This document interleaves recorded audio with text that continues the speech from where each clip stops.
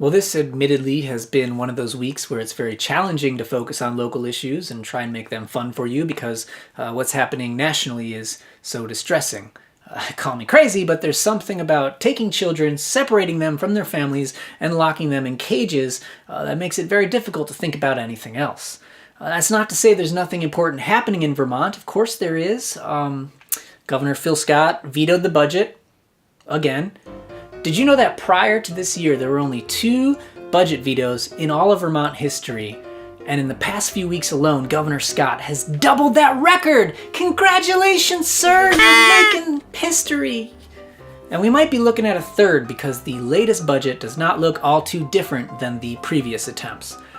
And there's only a little over a week left for lawmakers and the governor to reach some sort of agreement, or else the government will shut down for the first time in history.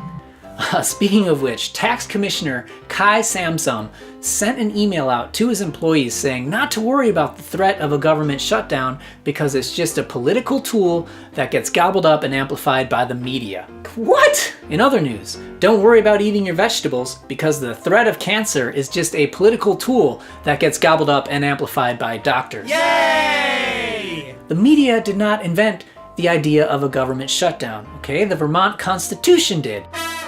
Do you think journalists enjoy going to the State House in June to watch a whole lot of nothing happen? Can I get a comment? Of course not.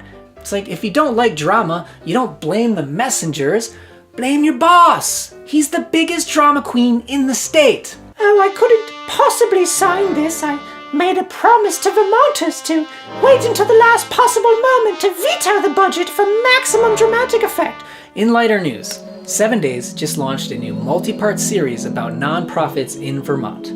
There is a metric butt ton of these organizations in the state, and you might be surprised by how little they're regulated and what counts as a nonprofit.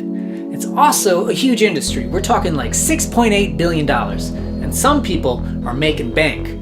For example, the CEO of UVM Medical Center makes over $2 million a year at a nonprofit.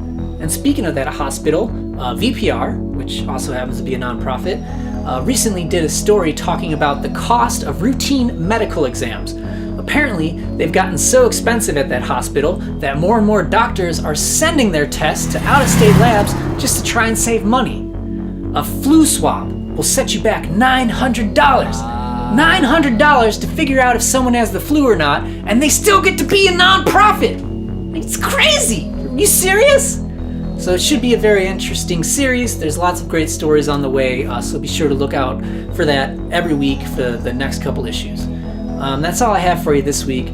Let's hope next week's a little better overall as a country, world, what have you. We'll see you next time.